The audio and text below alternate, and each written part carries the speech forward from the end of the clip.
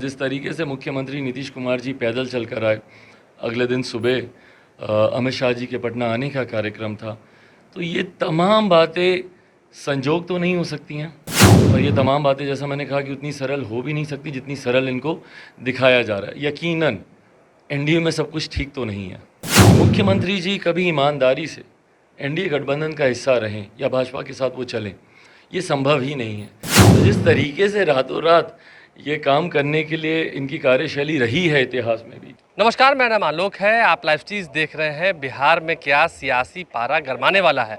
क्या नीतीश कुमार एनडीए का साथ छोड़ देंगे? हम ऐसा इसलिए कह रहे हैं क्योंकि लोक जनशक्ति पार्टी रामविलास के राष्ट्रीय अध्यक्ष चिराग पासवान ने आज ये दावा किया है कि नीतीश कुमार ज़्यादा दिनों तक एनडीए के साथ रहने वाले नहीं हैं। आपको बता दें, कल ही नीतीश कुमार ने अपना एक निर्माण वाला बंगला जो है वो छोड़ दिया है। वहाँ पर रिनोवेशन का काम होना है और 7 सर्कुलर रोड में अब वो रहने लगे हैं, वो उनका पूरा परिवार। ऐसे में बंगला बदलने के ठीक बाद चिराग पासवान क्या कुछ करें आपको सुनाएंगे, लेकिन तस्वीर देखिए। चिराग पासवान आज अपने दादाजी को याद कर रहे थे। उनकी दादाजी की आज पुण्यतिथि थी। उस मौके पर उनका पूरा परिवार जो है वो एकजुट दिख रहा था। पार्टी के तमाम नेता भी मौजूद थे। उन्होंने रामविलास पासवान के भी तैल चित्र पर पुष्पांजलि अर्पित की है और घर में तमाम जितने उनके पार्टी के नेता हैं उनकी तस्वीरें आपको दिखा रहे हैं। चिराग पासवान ने बड़ा बयान भी दिया है कि एनडीए के साथ नीतीश कुमार अब नहीं रहेंगे। क्या कुछ करें, ज़रा सुनिए। भाई, रेनोवेशन हम सबके घरों में होता है, हुआ है, पर हम लोगों ने कभी अपनी गाय भैंसों के साथ घर खाली कर दिया हो रेनोवेशन के लिए? ऐसा आमतौर पर होता नहीं है। खैर, मुख्यमंत्री जी बड़े आदमी हैं, उनके पास अनेकों घर हैं, अनेकों घरों की संभावना है, पर जिस तरीके से मुख्यमंत्री आवास को उन्होंने खाली किया है, ये इशारा कुछ और ही है। इतनी सरल ये तस्वीर नहीं है जितनी सरल दिखती है या दिखाई जाती है। एक लंबे समय के बाद जिस तरीके से पैदल, और राजनीति में पता नहीं क्यों, पर मैं पैदल घर चलकर जाने के महत्व को मैं ज़्यादा शायद इसलिए समझता हूँ क्योंकि एक समय था जब सोनिया जी भी पैदल चलकर हमारे घर पर आई थी। पिताजी से उस वक्त मुलाकात हुई थी और 2004 में यूपीए अलायंस की शुरुआत हुई थी, तो इसलिए शायद पैदल चलकर आना मेरे लिए ज़्यादा मायने रखता है। बट बहरहाल, जिस तरीके से मुख्यमंत्री नीतीश कुमार जी पैदल चलकर आए, अगले दिन सुबह अमित शाह जी के पटना आने का कार्यक्रम था, तो ये तमाम बातें संजोग तो नहीं हो सकती हैं।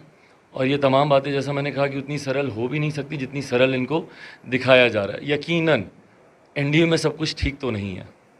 देखिए, विचारधारा बदल रही है। आप देखिए, किसी के भविष्य को अगर आप देखना चाहें, ख़ासतौर पर अगर एक नेता के, तो उसके इतिहास से आपको पता चल जाता है।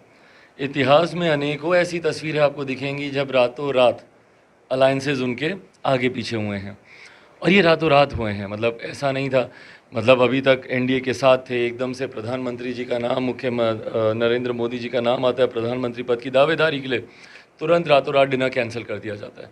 फिर वो तस्वीरें भी 2017 की हम लोगों ने देखी जब किसी को जानकारी नहीं थी। भाई, हम लोग पॉलिटिक्स में थे तब भी हम लोग को जानकारी नहीं थी। सीधा उनका काफिला जा रहा है भैया राजभवन, और इस्तीफा देके, और अगले दिन सुबह लोगों के उठने से पहले पुनः शपथ लेकर इस तरफ आ भी गए एनडीए में।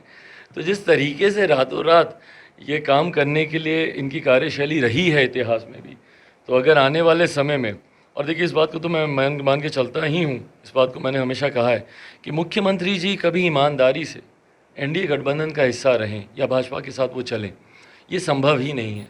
निरंतरता में जिनकी विचारधाराओं में इतना विरोधाभास रहा है, पेगासस की बात हो, आपकी जातीय जनगणना की बात हो, जनसंख्या नियंत्रण कानून की बात हो, आप विशेष राज का दर्जा मांगते रहते हैं। भैया, आपको नहीं पता भाजपा की उस पर क्या नीति है?